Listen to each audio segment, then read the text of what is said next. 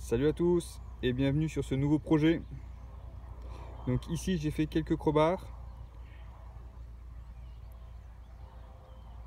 Donc je sais pas si vous devinez ce que c'est. Ça ressemble comme une véranda, mais on va faire comme un abri de jardin adossé à la maison pour pouvoir un petit peu agrandir en surface de garage pour pouvoir ranger du matériel. On va surtout essayer de réduire les coûts puisqu'une petite cabane comme ça en alu qui ne propose pas beaucoup de hauteur et qui fait que 8 mètres carrés coûte entre 300 et 500 euros. Mon emplacement pour moi se situera ici sur l'arrière de la maison avec ma porte de service qui va donner à l'intérieur de cette pièce que je vais mettre ici. Dans un premier temps, j'ai décaissé mon 31,5 existant de 5 cm, un coup de compactage. J'ai installé ensuite des plots pour pouvoir avoir des points de niveau. J'ai mis mes règles pour pouvoir tirer ma chape, donc une chape de mortier fibrée, 5 cm d'épaisseur, sur donc un concassé qui est déjà mis en place, donc il n'y a pas de souci. Et on aura à peu près une extension qui fera 5 par 3,50, donc un peu, voilà, 15 mètres carrés, un peu plus de 15 mètres carrés ici. Et on va voir un petit peu combien ça va nous coûter. Première livraison de matériaux, donc ici des solives pour faire un petit peu le toit, un big bag de sable, des sacs de ciment, et pour la remorque ici il y en a pour 240 euros sans faire de pub chez Point P. Pour le toit, ça sera des tôles de 3 mètres par 1 mètre, donc il y en aura 7, donc ça vaut à peu près 30 euros la tôle, donc il y a 250 euros environ de toiture. Ici j'ai posé un laser, ce qui va me permettre d'avoir donc une cote, une référence, ça va être le bas de mes solives, donc ça va pouvoir me calculer donc avec la hauteur de mes poteaux, je vais pouvoir calculer mon toit de pente, je vais pouvoir calculer pas mal de choses avec ça. Donc voilà, il était essentiel de prendre des cotes et des points de référence.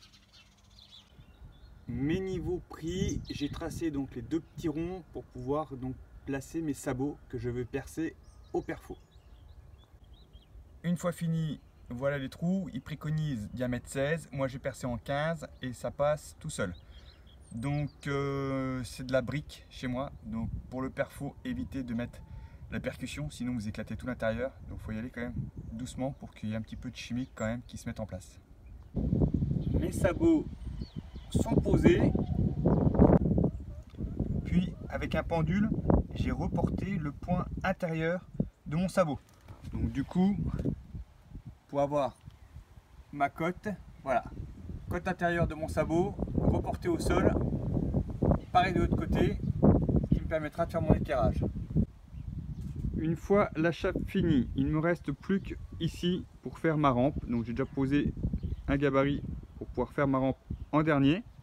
Je vais tracer au sol donc les points pour avoir donc un chalet perpendiculaire à mon mur donc d'origine.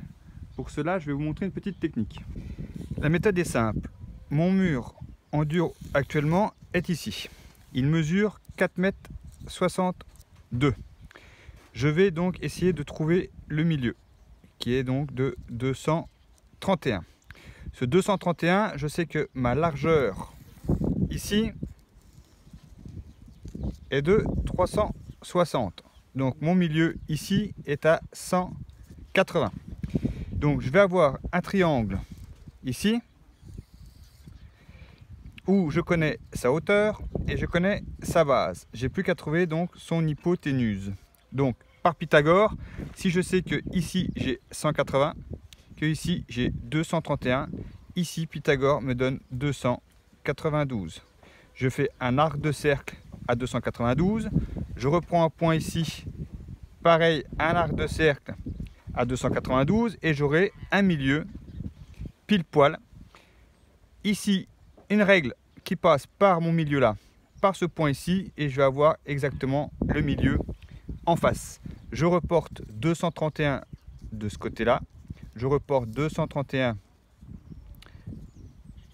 de ce côté-ci, donc j'aurai bien mes 4 mètres 62. Donc ici, j'aurai un angle droit, ici aussi. Et lorsque je vais redescendre donc sur mon gabarit, j'aurai ici un angle droit et ici un angle droit. Et avec cette méthode, vous êtes donc ici parallèle à ici avec deux côtés angle droit. Voilà pour le petit calcul pour pouvoir donc caler le chalet correctement. Fin de journée, donc les deux poteaux ont été mis. Ensuite, on a été poser les solives sur le dessus depuis le mur. Et puis on a mis la solive de devant sur sabot. Encore une bonne journée de fête. Donc ici, on a posé la sous-toiture pour éviter la condensation donc sous les tôles en ferraille qui sont là-bas au fond. Hop. Donc voilà, encore une belle tâche de fête. Aujourd'hui, mise en place des tôles sur le toit. Pour ce faire, j'utilise un cordeau que je mets donc sur mon axe de ma solive qui est dessous. Puis je pointe mon axe avec un pointeau. Je perce, je mets les chevilles donc exprès.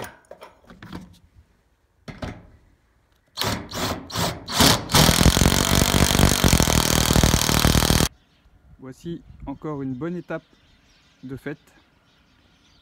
Le toit est fini au niveau des tôles.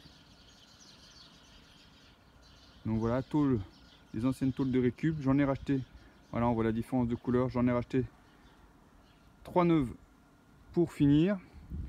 Et du coup, eh ben là, il me manquait 3 cavaliers, 3 boulons. Donc ma foi, on s'est adapté. Et puis voilà. Deuxième grosse phase donc après le toit, c'était donc de barder les côtés pour fermer. Donc j'ai récupéré moi mes vieilles planches de terrasse parce que je vais changer ma terrasse, donc autant leur faire une deuxième vie. Et du coup je voulais un atelier avec donc une porte assez grande. Donc j'ai pris 2 portes standards intérieures en 73 que j'ai mis l'une au bout de l'autre. Donc du coup j'ai quasiment 150 d'ouverture avec les 2 battants. Donc on va les peindre avec de la peinture pour vraiment les protéger, puisque c'est des portes pour intérieur normalement, donc elles sont un petit peu cartonnées, elles n'aiment pas beaucoup l'humidité, mais on va faire en sorte de les protéger un maximum.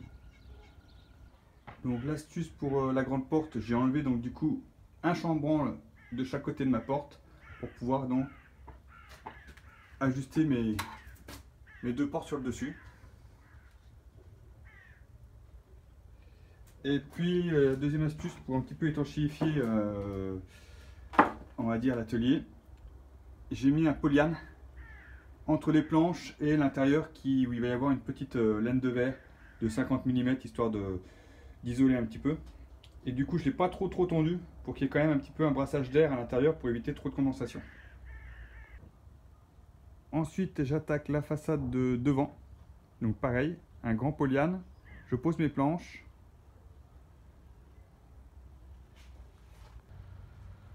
Vue de l'extérieur, donc il me manque forcément 3 petits trapièces à droite, 3 petits trapièces à gauche, puisque mes planches n'étaient pas assez grandes. Je voulais des 5 mètres pour en faire d'une seule longueur, mais ça ne se faisait pas chez Point P, donc du coup j'ai pris des 4 mètres que je vais rapiécer. Et puis voilà. Ici j'ai sorti la dégo, donc je vais faire une rainure sur tout mon chevron. Et puis donc je vais aller l'installer au-dessus de ces planches là.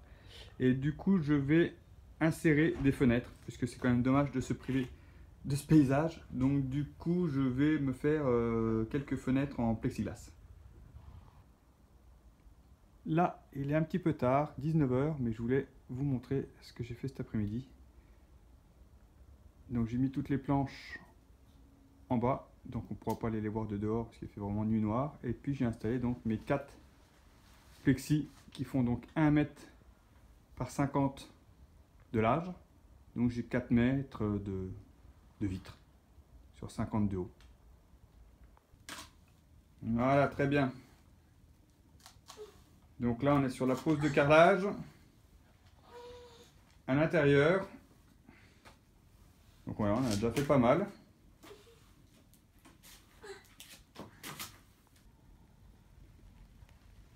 Encore un bon bout de fait. La petite astuce pour les petits croisillons, je les pose comme ça moi, à chaque fois. Déjà, je vois où est-ce que je vais. Et puis, c'est facile à récupérer. Du coup, mon petit sachet, moi, voilà, il ne reste pas coincé au milieu du croisement. Et puis, je peux les récupérer. Et ce sachet-là, ça fait des années du coup que je m'en sers.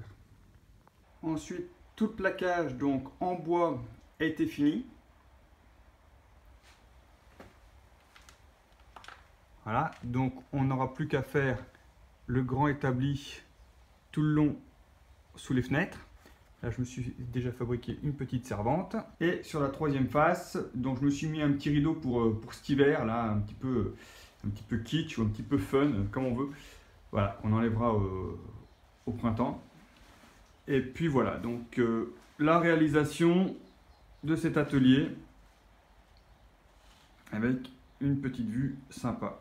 Donc il nous restera à faire, on verra si je double donc le plafond et la pose des lumières pour avoir quand même un bon éclairage dans l'atelier. Voici donc l'atelier fini depuis l'angle de départ de la première image de la vidéo. Donc pour filer un petit aperçu.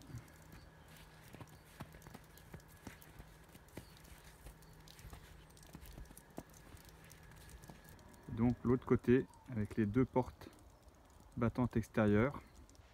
Au final, cet atelier m'aura coûté en dessous de 1000 €, sachant que j'ai quasiment 15 mètres carrés supplémentaires, donc ce qui ne revient pas forcément cher au mètre carré. Je suis étanche, je suis à l'abri, j'ai de la hauteur vis-à-vis une petite cabane qu'on pourrait acheter dans le commerce qui vaut 3 ou 4 fois le prix de ce que j'ai fabriqué. Donc voilà, donc si cette petite vidéo vous a plu, n'hésitez pas à la liker, à vous abonner, à la partager. Et moi je vous dis à la prochaine pour un prochain bricolage. Salut!